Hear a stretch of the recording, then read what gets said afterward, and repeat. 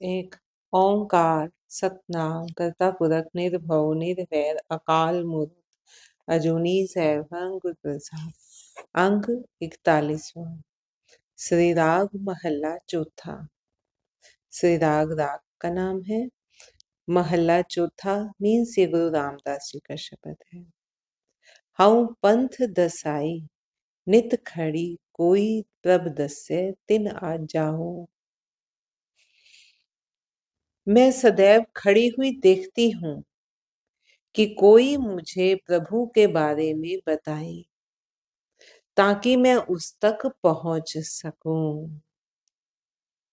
जिन्हीं मेरा प्यारा रावया तिन पीछे लाग फिरा।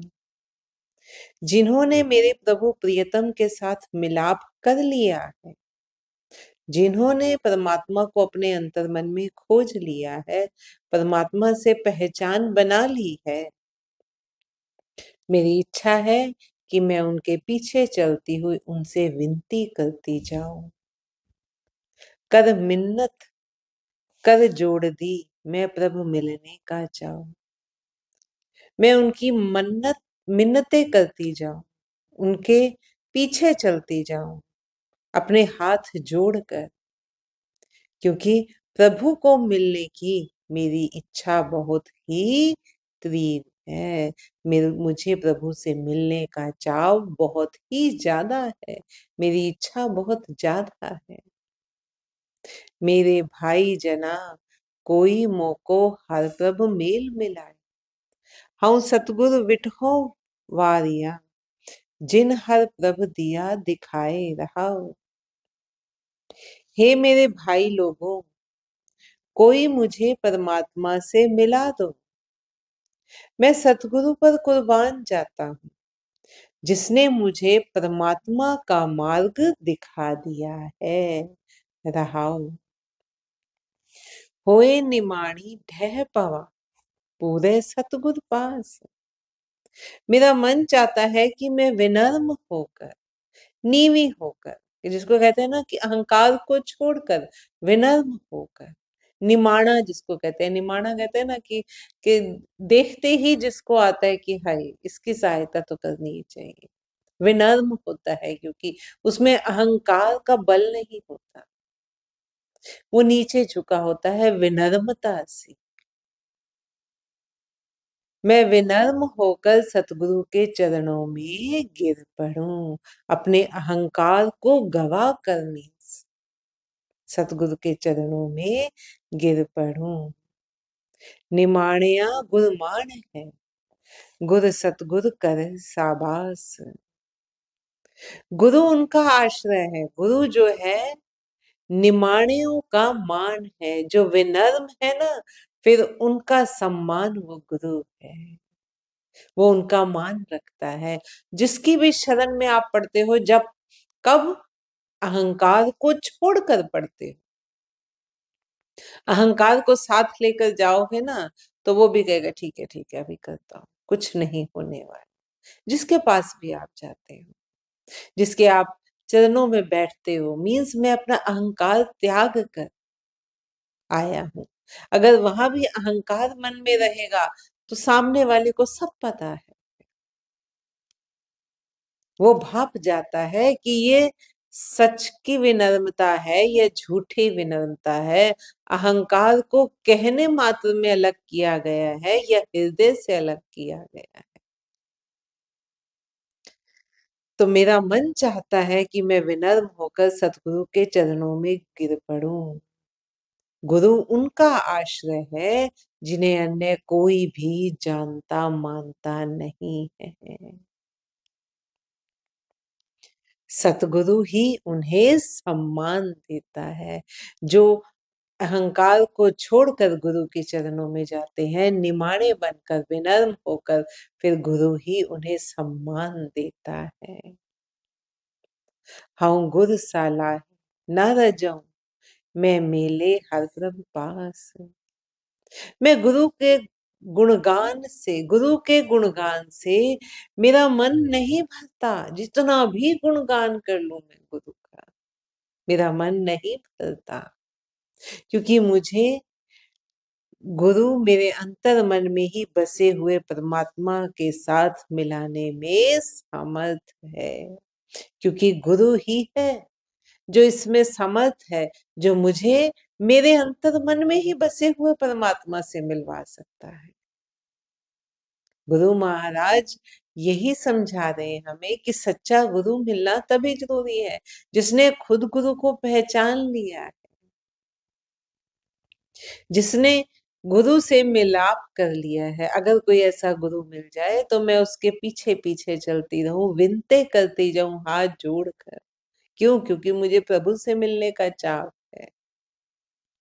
मेरा मन चाहता है कि विनम्र होकर सतगुरु के चरणों में गिर पड़ूं, क्योंकि वही समर्थ है। किस चीज में समर्थ है? कि जो मेरे अंदर परमात्मा बसा हुआ है, वो गुरु ही समर्थ है कि उस प्रभु को जो अंतर्मन में ही है, उसे मुझसे मिलवा दे। गुरु के गुणगान से मेरा मन नहीं भरता, क्योंकि गुरु मुझे मेरे अंतर मन में ही बसे हुए परमात्मा के साथ मिलाने में समर्थ है। इसीलिए कहा जाता है कि गुरु का सच्चा होना बहुत जरूरी है। सत्य सत्य गुरु होना चाहिए, क्योंकि जो खुद ही नहीं पहचान पाया वो फिर आपको बाहर की ओर भटकाएगा।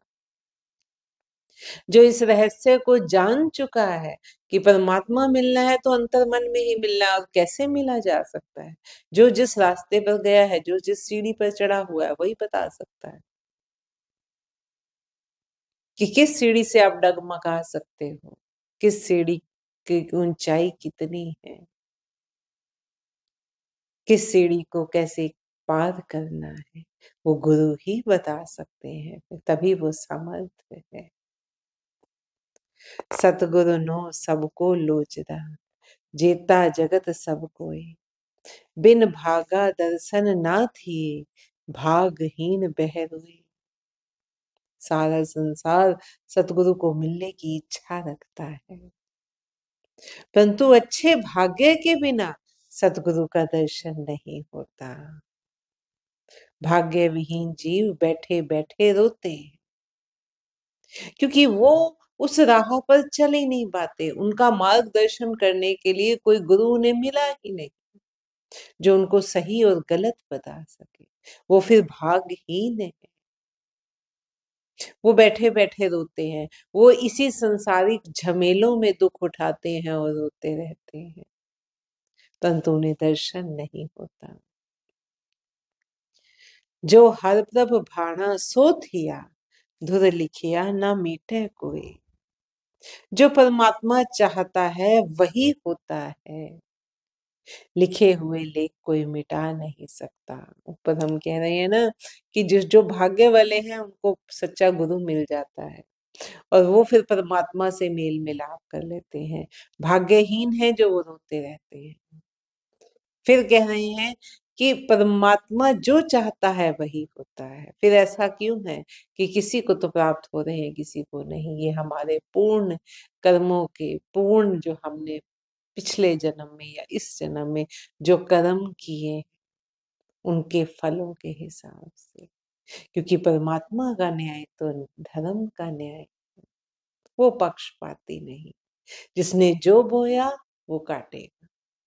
पहले अच्छे कर्म किए हैं तो इस जन्म में सतगुरु की प्राप्ति होगी और प्रभु से मिलाप होगा। वो रास्ता जल्दी ही मिल जाएगा जिस रास्ते पर आगे बढ़ना है, जिस रास्ते पर चलकर हम मुक्त हो सकते हैं, मोक्ष प्राप्त कर सकते हैं, निर्वाण पद प्राप्त कर सकते हैं। और अगर कर्म ऐसे नहीं है तो फिर इस जन्म में आकर भी और माया में ही फंसते चले जाते हैं। फिर परमात्मा और दूर हो जाता है। तो जो प्रभु चाहता है वही होता है, लिखे हुए लेख कोई मिटा नहीं सकता। आप पे सतगुरु आप हर, आप पे मेल मिलाए, आप दया कर मेल सी, गुरु सतगुरु पीछे पाए। दरअसल सतगुरु स्वयं परमात्मा ही है। सतगुरु जो सत्य का रूप हो गया है, जिसने सत्य को पहचान लिया है, सत्य को पहचान कर सत्य रूप हो गया है। आत्मा और परमात्मा एक हो गए हैं। गुरु की ज्योति उस परम ज्योति में लीन हो गई है। तो सतगुरु स्वयं परमात्मा ही है, जो व्यक्ति को अपने से मिला लेता है। वह स्वयं ही कृपा करके गुरु के पीछे लगाकर हमें स्वयं से मिला लेता है। प्रभु स्वयं ही कृपा करके, प्रभु की कृपा होती है तो हमें सच्चा गुरु मिलता है। हम सच्चे गुरु के पीछे पीछे चल पड़ते हैं और फिर सच्चा गुरु हमें परमात्मा से मिला देता है। सब जग जीवन जग आप है, नानक जल जल है समाए। हे नानक, जगत का सहारा परमात्मा जगत में हर स्थान पर स्वयं ही है। सब जग जीवन, जग जीवन, जगत का जो जीवन है, जग आप है। वो जग जीवन परमात्मा, वो परमात्मा जो जगत का सहारा है, वो जगत में हर स्थान पर है। जिस तरह जल जल में समा जाता है, उसी तरह जीव परमात्मा में भी, जीव और परमात्मा का भी एकात्म हो जाता है। जल की लहरें उठी, हम लहरों को अलग नाम देते हैं। नीचे जो नदी बह रही है, जो समुद्र बह रहा है, उसको अलग कह देते हैं। वो क्षण भर के लिए ऊपर उठी, फिर दोबारा जल में ही समा गई। या हम कहें कि पूरा पानी का सर्कल जो चलता है ना, इवेपोरेट हुआ पानी, फिर बादल बना, फिर बरसा, फिर बूंद उसी में गिर गई। जहां से शुरू हुई थी उसी में मिल गई। जब मिल गई फिर नहीं बता सकते हम वो कौन सी बूंद थी पूरे समुद्र में, पूरी नदी में। वो कौन सी बूंद थी जो अलग हुई थी और फिर मिल गई। ऐसे ही जगत का जीवन, जगत का सहारा परमात्मा जगत के हर स्थान में है। उसका अंश हर चीज में है, चाहे सजीव हो चाहे निर्जीव हो। वो कण कण में समाया हो। और जिस तरह जल जल में समा जाता है, उसी तरह जीव और परमात्मा का भी एकात्म हो जाता है। आत्मा और परमात्मा एक आत्म हो गए, एक आत्मा हो गया। सब जग जीवन जग आप है, नानक जल जल है समाए।